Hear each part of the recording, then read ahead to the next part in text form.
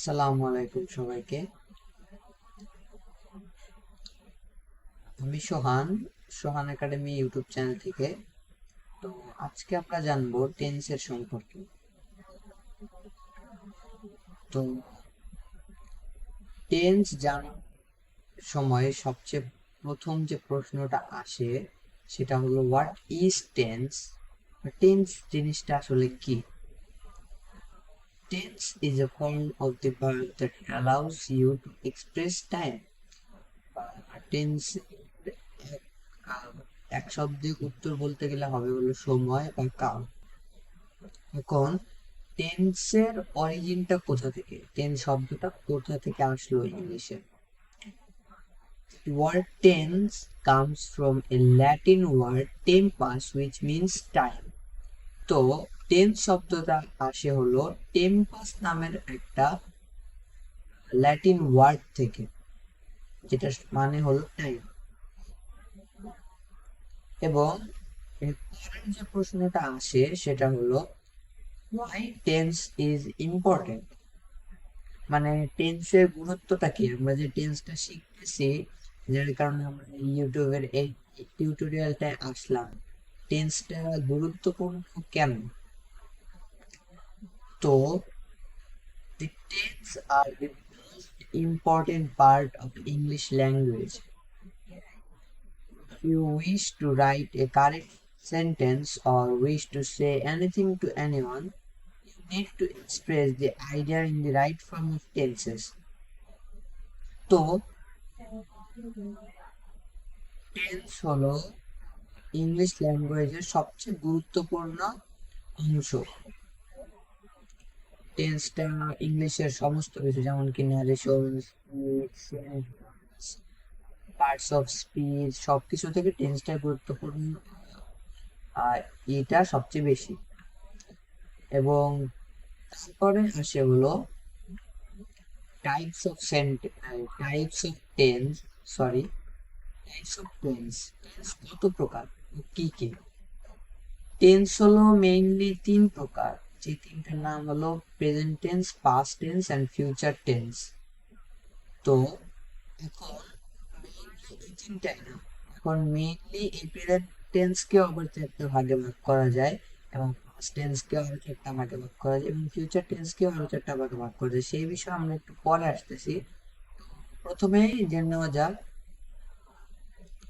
Present tense কি। What is present tense?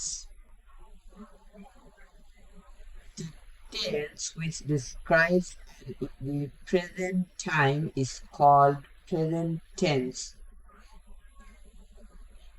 Present tense মানে হলো বর্তমান সময়, বর্তমান কাল। তো যে সময়টা, যে ওয়ার্ডটা, মানে গ্রামাটিক্যালি বলতে গেলে যে ওয়ার্ড বা যে সেন্টেন্সটা আপনাকে বর্তমানের দিকে নির্দেশ করবে সেটাই হলো প্রেজেন্ট টেন্স। এখন প্রেজেন্ট টেন্স হলো আবার চার প্রকার, মানে we can divide present tense by four types, and that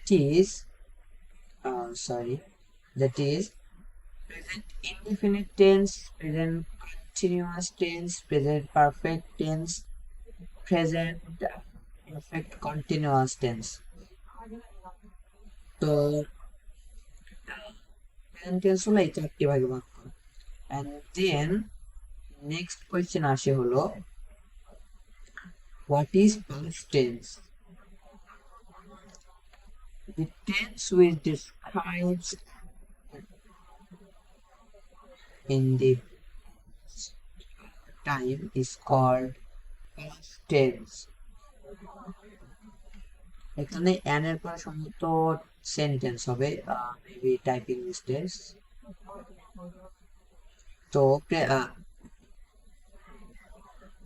past tense কেও আমরা চার ভাগে ভাগ করতে পারি, সেগুলা হলো past indefinite tense, past continuous tense, past perfect tense and past perfect continuous tense.